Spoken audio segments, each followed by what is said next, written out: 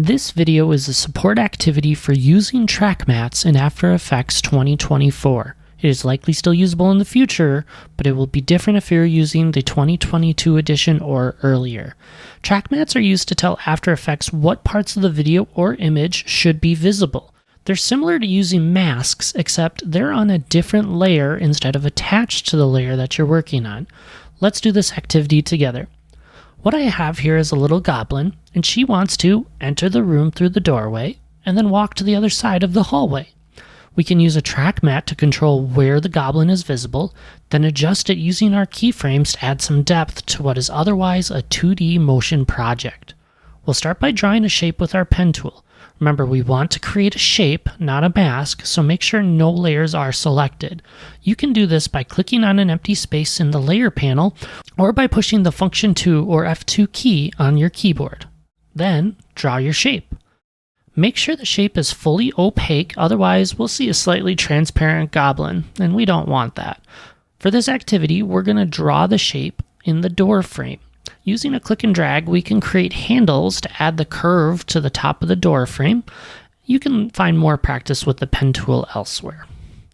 Once the shape is complete, be sure to click on the point that you started at to close the shape, and then we'll go down to our layer panel.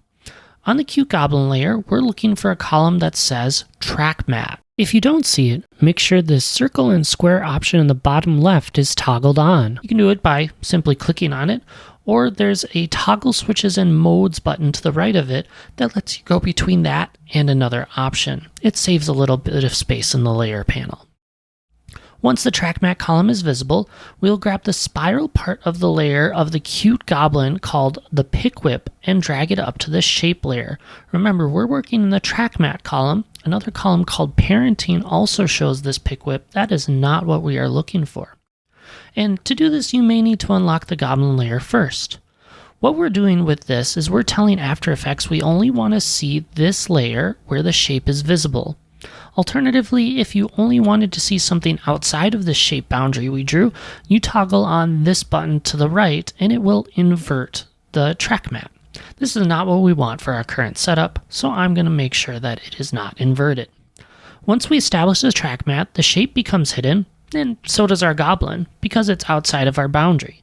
But if we play through the animation, the goblin becomes visible as she walks through the door until she leaves the shape. Now, we just need to change the shape as the goblin goes through her motion. Toggle into the shape layer, then further into Contents, Shape 1, and finally Path 1. The path represents the border of the shape. We're going to animate this with keyframes. We'll move the playhead on the timeline to just before the goblin starts coming forward. We'll click on the stopwatch next to the word path on the shape layer, and then we'll go forward a frame or two to adjust the path of the shape to make it so the goblin is visible again as she seemingly comes through the doorway. You see, when we move to a different time on the timeline and adjusted the value on something that we already clicked the stopwatch or otherwise created a keyframe for, After Effects creates another keyframe. This happens with all sorts of animation inside of this program, and something I hope you're familiar with by the time that you're working on this. Now that you have that down, we'll quickly move to adjust the shape as needed to make sure our goblin girl moves through the door and into the hallway as we want her to, and this is all thanks to the ease and magic of track mats.